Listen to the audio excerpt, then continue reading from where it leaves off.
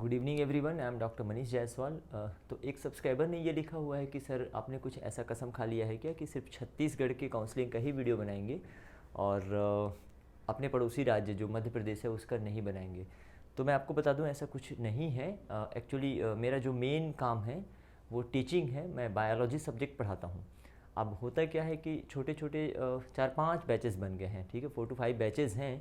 तो daily around 10 our की class हो जाती है, 10 घंटे की क्लास हो जाती है और उस पूरे क्लास में हम लोगों को दिन भर बोलना पड़ता है ना। तो अब इच्छा ही ख़त्म हो जाती है कि इसके आगे और क्या बोला जाए। तो बहुत सारी चीज़ें तो हम अपने स्टूडेंट से ही शेयर कर लेते हैं वहाँ पे क्लास में।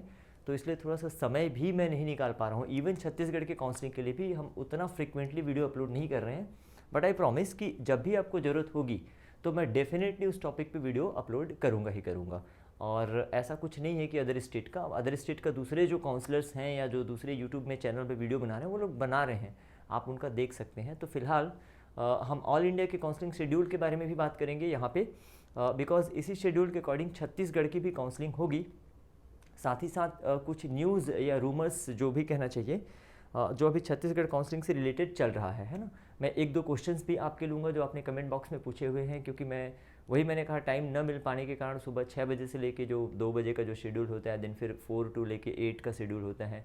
तो इस कारण से मैं आजकल नहीं देख पा रहा हूँ आपके जो व्हाट्सएप मैसेजेस होते हैं लाइक ये सारी चीज़ें, तो उसके लिए क्षमा चाहूँगा, ठीक है। चलो, तो फिलहाल पहले इसको डिस्कस कर लेते हैं, फिर मैं आपके कुछ क्वेश्चंस लूँगा जो इंपॉर्टेंट क्वेश्चंस हैं वो मैं आपको लूँगा और फिर हम लोग आगे बढ़ेंगे। तो ऑल इंडिया की जो काउंसलिंग होने वाली है उसका स्टेट के लिए उन्होंने जो शेड्यूल दिया था उस पर हमने ऑलरेडी वीडियो बनाया हुआ है। इन्होंने अभी ऑल इंडिया के जो 15% जो ऑल इंडिया कोटा होता है डीम्ड यूनिवर्सिटी का 100% सीट का, जो सेंट्रल यूनिवर्सिटी है लाइक BHU वगैरह उनकी सीटें, AFMC का केवल रजिस्ट्रेशन वाला पार्ट और एम्स जिपमर की भी सीटों का काउंसलिंग स्टार्ट होने वाला है। इसके लिए एक शेड्यूल दिया गया है प्रॉपर तरीके से कि क्या क्या चीज़ें आपको कब कब करनी है। तो आप इसमें देखिएगा कि जो रजिस्ट्रेशन और पेमेंट वाला जो मोड है, मेथड है, आपका 11 अक्टूबर से 17 अक्टूबर को सुबह 11 बजे, आपको ध्यान ये देना है कि ये सुबह 11 बजे का है। इन जनरल क्या होता है कि जब ऑनलाइन काउंसलिंग होती है, फर्स्ट ऑफ ऑल ये पूरी काउंसलिंग का प्रोसेस जो है ऑनलाइन होने वाला है, ऑफलाइन आपको कुछ भी नहीं करना है। तो 11 से 17 अक्टूबर 11 to 17 अक्टूबर सुबह 11 बजे तक only as per the server time. और पेमेंट फैसिलिटी जो रहेगी आपकी ये दोपहर 3 बजे, 17 अक्टूबर 17 अक्टूबर को दोपहर 3 बजे तक रहेगा। इस टाइम पे आप रजिस्ट्रेशन कर सकते हैं और पेमेंट कर सकते हैं। हालांकि और ज़्यादा इन्फॉर्मेशन आपको MCC के साइट पे अभी अपलोड नहीं किया गया है। जब भी मैं ये वीडियो बना रहा हूँ शाम के 5 बजे हुए हैं और आज बुधवार है, ठीक है, वेंसडे है, ओके। तो इसके अलावा अदर इन्फॉर्मेशन जल्दी जल्दी MCC के साइट पे आते जाएंगे। आपको भी क्या करना चाहिए कि फ्रिक्वेंटली अभी MCC की साइट और जो बच्चे छत्तीसगढ़ की काउंसलिंग में पार्टिसिपेट करना चाहते हैं उनको DME की साइट पे भी देखते रहना चाहिए। तो ये है आपका दिन। फिर आपका चॉइस फिलिंग और चॉइस लॉकिंग, तो ये 14 अक्टूबर से 18 अक्टूबर 5 डेज़ के बीच में होगा। 5 दिन का आपको टाइम मिलेगा इसके लिए, है ना। और चॉइस लॉकिंग के लिए रात को 11:55 तक ये कर सकते हैं। चॉइस लॉकिंग आप 3 बजे से 11:55 PM तक 18 तारीख को करेंगे, 18 अक्टूबर को। लॉक कर देने के बाद आप चॉइस को चेंज नहीं कर पाएंगे, तो सोच समझ के चॉइस लॉक करिएगा, है ना।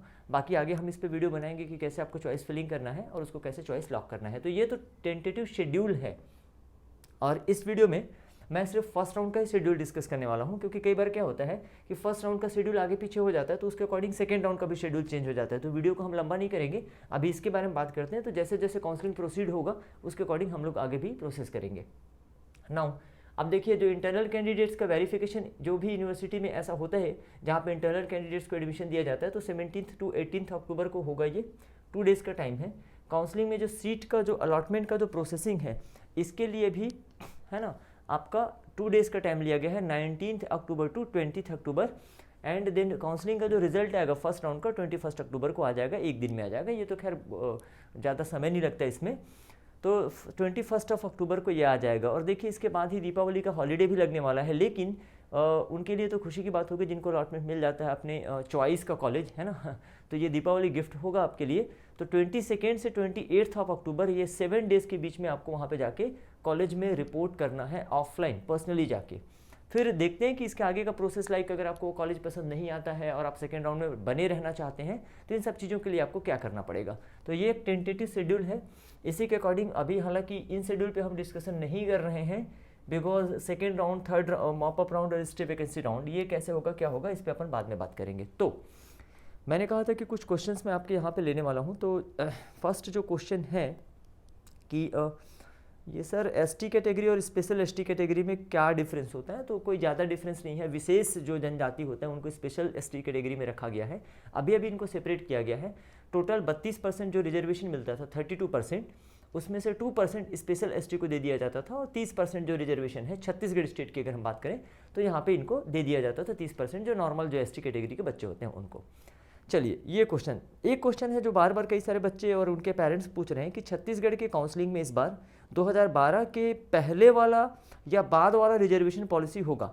तो जैसा कि आज के न्यूज़पेपर में दिया हुआ था कि छत्तीसगढ़ में जो नीट की काउंसलिंग होने वाली है, इसमें 2012 से पहले जो रिजर्वेशन पॉलिसी थी, मतलब जो टोटल जो रिजर्वेशन है 50% से ज़्यादा नहीं होना चाहिए, परंतु लास्ट कुछ सालों से 2012 के बाद से क्या हो रहा था, टोटल जो रिजर्वेशन है एसटी, एससी, ओबीसी, इनका रिजर्वेशन मिला के टोटल 58% हो जा रहा था। ठीक है, तो इसके अकॉर्डिंग अभी आज के न्यूज़पेपर की अगर हम लोग माने और अगर उसको ऑथेंटिक मानते हैं, हालांकि अच्छे न्यूज़पेपर में आया हुआ है ये, तो टोटल जो रिजर्वेशन 50% से ज़्यादा नहीं होगा, ऐसा हाईकोर्ट ने भी आदेश में दे दिया है। हालांकि नीट यूजी के काउंसलिंग से पहले ये बहुत अच्छे से क्लियर हो जाएगा अभी, बिकॉज अभी छत्तीसगढ़ डीएमई की साइट पे नीट पीजी की काउंसलिंग चल रही है। नीट पीजी के काउंसलिंग में जो भी आरक्षण रोस्टर फॉलो किया जाएगा, वही सेम आरक्षण रोस्टर आपको नीट यूजी के काउंसलिंग में भी देखने को मिलेगा।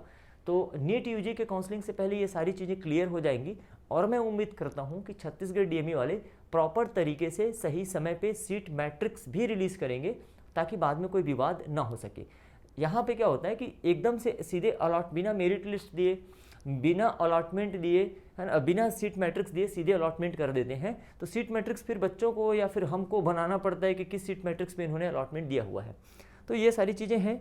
तो ये सेम क्वेश्चन और भी पूछा हुआ है कि कौन से रिजर्वेशन पॉलिसी के अकॉर्डिंग, है ना, यहाँ पे एडमिशन होगा, है ना, 58%, 58% टोटल रिजर्वेशन अप्लाई होगा या 50%? तो मुझे ऐसा लग रहा है कि 50% होना चाहिए, या अगर नहीं भी करते हैं इसमें, क्योंकि अब काउंसलिंग स्टार्ट हो गया है और ये लोगों डीएमई की तरफ से कोई भी ऐसा मूवमेंट या एक्टिविटी नहीं दिख रहा है कि ये करना क्या चाह रहे हैं, मतलब ये अपने पत्ते अभी खोल के नहीं रख रहे हैं। बाकी देखते हैं, जैसा भी काउंसलिंग होगा आपको पार्टिसिपेट तो करना ही है, जैसा भी होता है, राइट। एक क्वेश्चन है जो नॉन डोमिसाइल कैंडिडेट ने पूछा हुआ है। तो देखिए, एक चीज़ मैं आपको बता दूं कि छत्तीसगढ़ के प्राइवेट मेडिकल कॉलेज में छत्तीसगढ़ के बाहर के स्टेट के, अदर स्टेट के स्टूडेंट भी पार्टिसिपेट कर सकते हैं मैनेजमेंट सीटों के लिए, चाहे वो प्राइवेट मेडिकल कॉलेज हो या प्राइवेट डेंटल कॉलेज हो।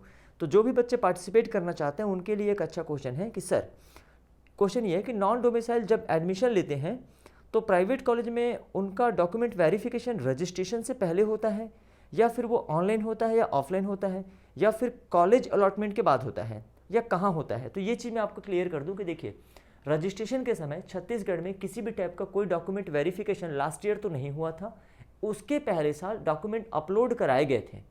ठीक है, अब उनको वेरीफाई किया गया नहीं किया गया इसकी जानकारी मुझे नहीं है, लेकिन हाँ, डॉक्यूमेंट अपलोड कराए गए थे, बट लास्ट ईयर कोई डॉक्यूमेंट अपलोड नहीं कराया गया था, पहली चीज़।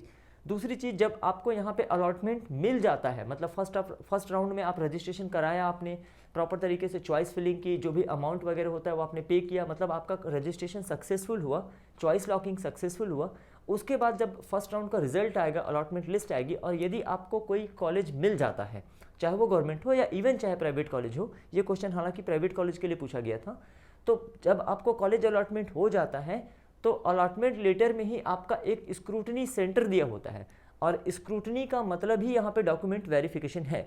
स्क्रूटनी आपको ऑफलाइन खुद जाके करानी होती है। स्क्रूटनी सेंटर आपके अलॉटमेंट लेटर में लिखा होता है। इन जनरल स्क्रूटनी सेंटर आपको जो कॉलेज अलॉट हुआ है उसी कॉलेज में आपको स्क्रूटनी कराना होता है जनरली।